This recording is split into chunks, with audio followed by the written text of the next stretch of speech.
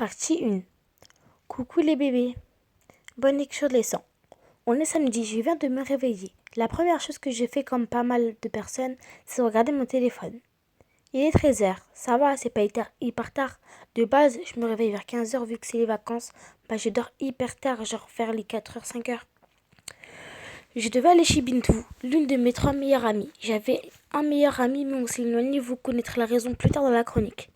Bref, on devait se retrouver chez Bintou avec Leïla et Fatou, mes 2 autres meilleures amies. Je suis allée dans la salle de bain afin de faire ma toilette. Après, je suis retournée dans ma chambre pour m'habiller. J'ai mis une robe patineuse jaune, des sandales noires et une sacoche noire. Après avoir fini de m'habiller, je suis allée dans la cuisine pour prendre mon petit déjeuner, où se trouvait Mamadou et sa grosse tête là. J'ai direct sorti sur lui NDR. Bien ou quand Mams? Vas-y, dégage, je te casse ta bouche. Pourquoi tant d'agressivité? Elle est où, maman? Elle est sortie. Pour aller où? Wesh, t'es de la bac ou quoi? Elle est partie chez tonton Ladji. Tonton Ladji? C'est très chelou. Je vous explique. Tonton Ladji, c'est le frère à mon père. Il en veut à ma mère parce que, selon lui, c'est à cause d'elle que ma sœur s'est mariée à un blanc. En gros, selon lui, si elle nous avait bien éduqués, ma sœur ne serait jamais mariée avec un blanc. Qu'à cause de ma mère, ma sœur a déshonoré notre famille. C'est un gros malade. Il ne nous parlait même plus. Pas que lui, presque tous mes soi-disant oncles et tantes aussi. C'est pour ça que j'ai trouvé bizarre que ma mère se soit rendue chez lui. Genre, tu vas sortir habillée comme ça. T'as cru moi je suis un PD pour que ma soeur sorte comme ça? J'avoue, ma robe était assez courte. Et voilà, maman, d'où t'abuses? Je vais juste chez Bintou. En m'imitant. Je vais juste chez Bintou. Fionton, fionton. Et tu as 2 minutes pour changer, sinon je te rentre dedans direct. Mamadou, t'as dit quoi? Rien du tout. PDR, j'ai grave eu chaud. Il allait grave me défoncer. Mamadou, continue à faire la maline, tu verras. J'ai décidé d'aller me changer. C'est trop un nerveux flemme.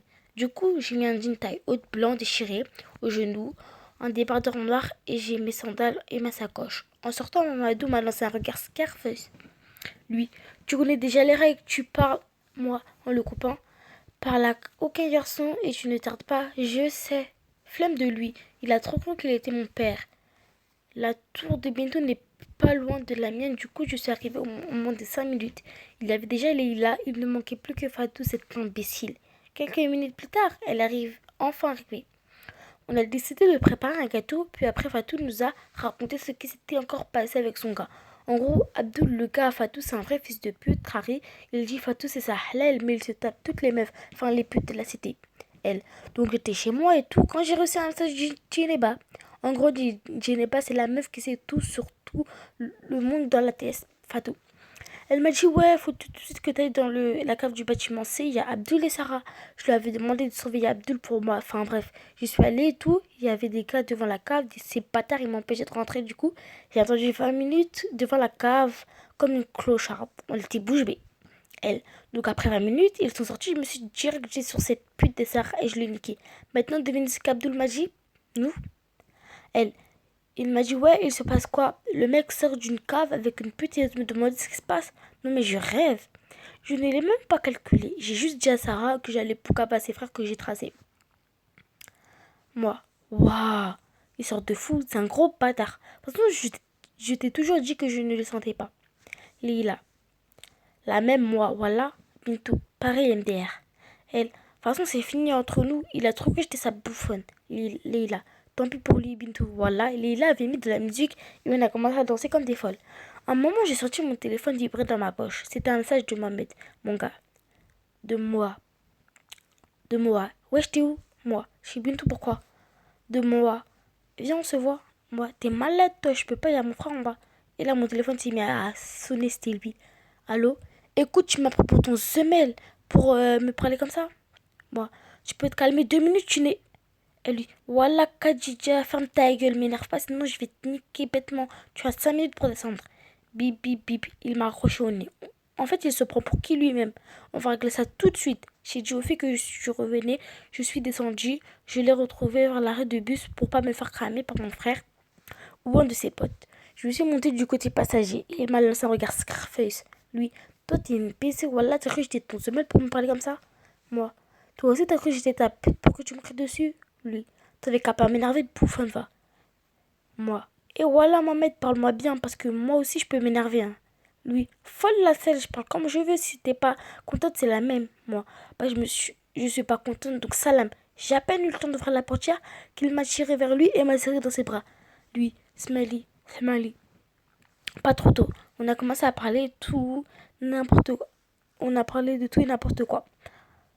À un quand moment, mon téléphone s'est mis à sonner. C'était mon frère. Comme j'ai flippé, je tremblais limite. Mohamed, c'est qui? Mon frère. Décroche pas. T'es débile ou quoi? Tu veux que je me fasse tuer 2 fois? Je voulais passer le temps de répondre. J'ai direct décroché. Allô? T'es où là? Moi, j'ai réfléchi à un mytho. Réponds vite avant que je m'énerve. Je t'avais dit que j'allais chez Bintou, non? Je ressemble à un pédé pour que tu me mentes. Farid m'a dit que t'avais partir par l'arrêt de bus. Dans 5 minutes, t'es pas là, maison, t'es morte. Bip, bip, bip. Il m'a raccroché au nez. Mohamed, il a dit quoi? Moi, rien. Enfin, si, il sait que je suis plus chez Bintou. Je t'avais dit, putain, je t'avais dit que je ne pouvais pas sortir. Voilà, maintenant je vais me faire défoncer. Non, plutôt tuer par ta faute. Lui, déjà, pourquoi tu cries? Moi, je suis ta pute. J'avais même pas envie de lui répondre. Il m'énervait. Lui, je t'excuse pour R, ça se trouve, il sait même pas que t'es avec moi là. J'ai même pas répondu, je suis partie en courant. Sur le chemin, j'ai effacé tous les trucs suspects de mon téléphone, genre message et numéro de Mohamed. Arrivé à la maison, il était en train de faire les 100 pas dans le salon. Ça y est, c'est mon heure. Je vais mourir à 17 ans. Lui, tu étais où? Il était calme. Trop calme. C'était pas bon ça du tout. Bon, moi, bam! Une claque sortie de nulle part. Je me tenais la joue parce que ça faisait grave mal. Lui, pour la dernière fois, tu étais où? Et tu n'as même pas intérêt à manger, voilà. Moi, on devait faire un gâteau avec les bintou, mais il n'y avait plus de sucre. Du coup, je partais en acheter quand tu m'as appelé pour que je revienne. J'avais préparé mon mytho avant d'arriver comme ça. J'allais pas bégayer. Il m'a toisé avant de me demander mon téléphone. Lui, vas-y, donne vite ton tel. Je me suis empressée de lui donner. Lui, le code. Lui, 3, 2, moi, 25,80. Il est parti s'asseoir sur le canapé. Au bout de 5 minutes, il me l'a rendu. Je suppose qu'il n'a rien trouvé. Lui, crois-moi que c'est fini. Je vais mener ma petite enquête. Et si je découvre que tu m'as menti, Wallah, Bilek, tu vas manger le sol. Bouffonne. Gelek, mener ma petite enquête. Il a cru qu'il était détective Conan, ce chien. En ça, j'ai grave peur qu'il découvre que je lui ai menti.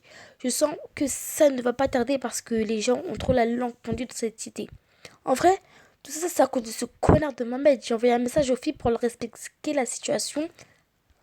Ma daronne est rentrée vers le soir. Elle était bizarre. Sûrement à cause de la fatigue.